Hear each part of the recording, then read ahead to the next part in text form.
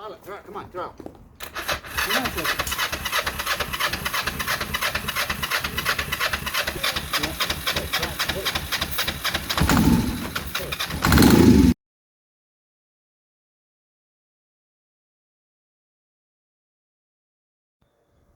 Welcome back to the channel. Today we're going to talk about my second motorcycle. It's a 2005 EX500 Ninja. I remember when this motor first came out, it was on the LTD 454. Basically it's half the original 900 Ninja engine. Kind of, you know, 4 valves per cylinder, water cooled. And I mean, it's a complete bike. It's got the little chin fairing. I don't know where I got that, but I've got that. Oh, it's sitting over there. And the mileage is, I mean, it's got 23,000 miles. So I said, yeah, I'll buy it. I ordered some parts for it. I ordered a oil filter, oil, air filter, spark plugs, a shallow 18mm spark plug wrench. And by gosh, we're going to get this baby going. This bike was pretty quick. It ran like high 12s. It's 60 horsepower off the crank. So it's a pretty spunky little motorcycle in its day. You know, and you know, I used to have a GS 500. You know, the ones that came out in like 89, I think they came out. But it was basically the same old 2-valve air-cooled GS 400 motor, bored out and stuff. I don't know why Suzuki didn't go this route, so they could get some real power, you know. I never understood that, but you know, they probably figured it'd be a lot cheaper. But this bike would always stomp a GS because it's got a water-cooled half a Ninja motor in it. So anyway, I hope you stick with this project if you're interested, and you can see all the stuff I do. I did give it a little bit of a cleaning. You can tell it's a little cleaner. It's in relatively good shape. Look at the pipes are not scratched up. I don't think it's ever been scratched. The fairing looks like it's never been. It's nice and straight. Somebody did give it a paint job. The tank is an original paint job. You can tell that, you know. But I think they might have painted the fairing, sides, and the belly pan. But you know, I'm not sure if I'm gonna just buff it, or, you know, this is a motorcycle, so I could always paint it and wet sand it and buff it and make it look perfect. So I'm not sure if I'm going to do that yet. I kind of got these parts just sitting on. I had it apart. And look at this bonus. Perfect seat. Perfect seat. So anyway, we're going to tear into this thing.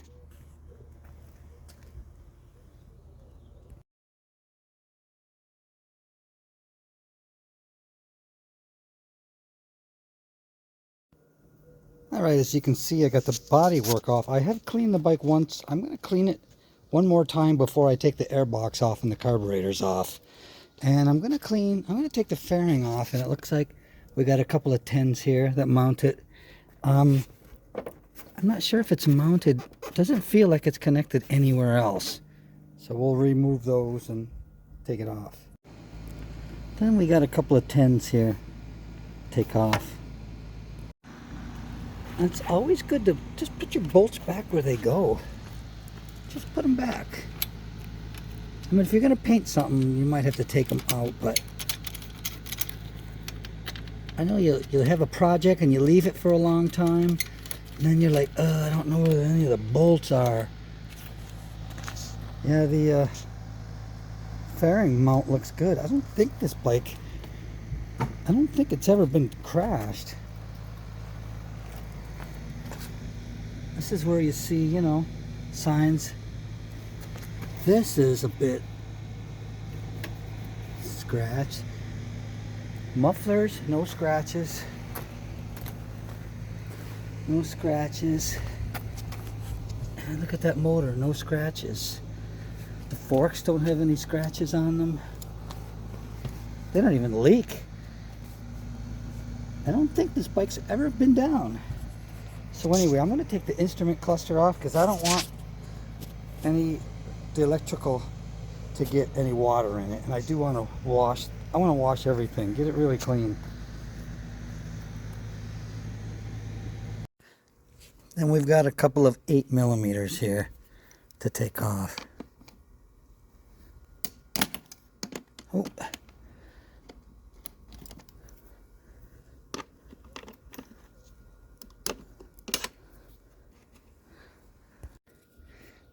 And a couple of screws here too.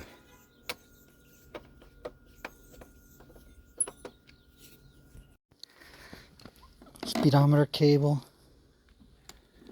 They always come off pretty easy. This one's a little snuggy.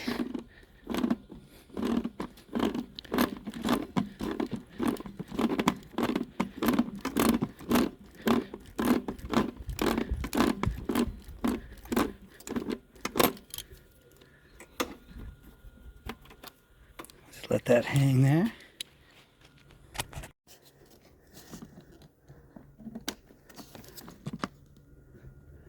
Something else holding here. Oh, it looks like we've got another 8mm hiding. Okay, this should pull off now. There it is. So we'll set this down here. And of course, you know what I'm going to do. I'm putting these little nuts back where they go. So I won't feel nutty later. Yeah. So easy to lose things. I don't want to lose nothing, you know? And I've got these screws too. Where the heck did they go? I'll put them back in. These screws, oh, these screws went into, I think they went into, they're for this trim piece. Where did they go? Where do they go? Oh, they just go right here then. Yeah, we'll just put them right here on this fairing frame. And we won't lose them. Because losing this stuff is a drag.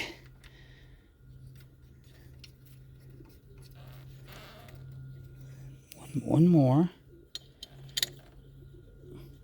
Alright, I'm going to leave it like that. Now I'm going to give it a bath.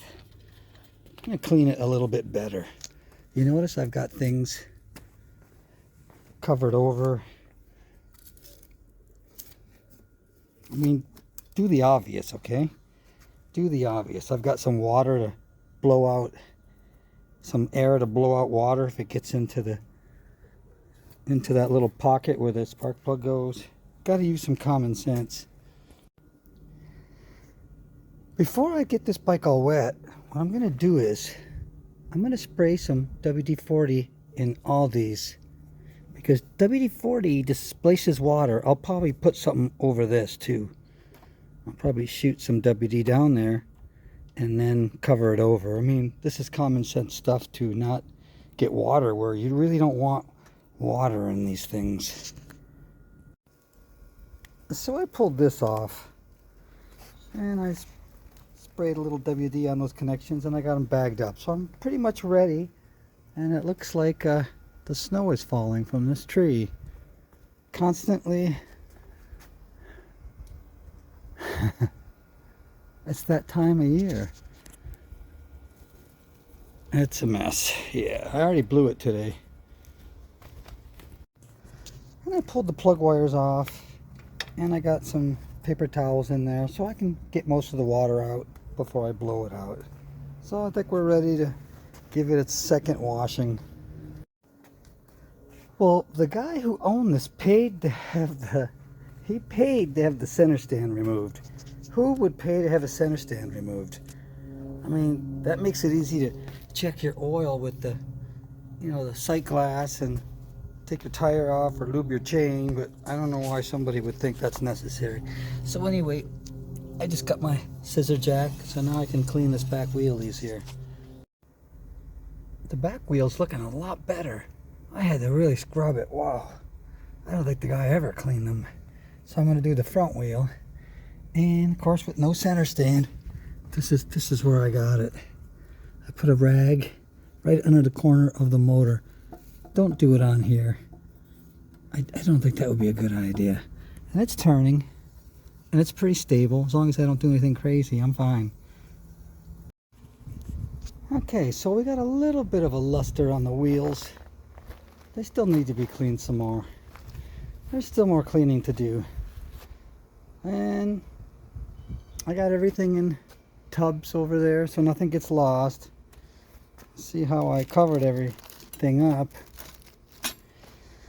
And I put some paper towels down there, so kept some water out of there. It's just common sense stuff. I definitely need brake fluid flushed on both sides.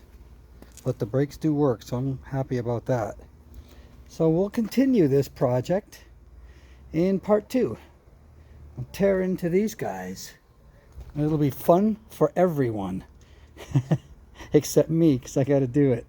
Anyway, take care. I hope you enjoyed this video, and I'll see you next time. If you have any knowledge about EX500s, feel free to leave a comment below, or your stories about them or whatever. So we'll see you next time. I really like the idea that forks aren't leaking. Nice. Take care, everybody.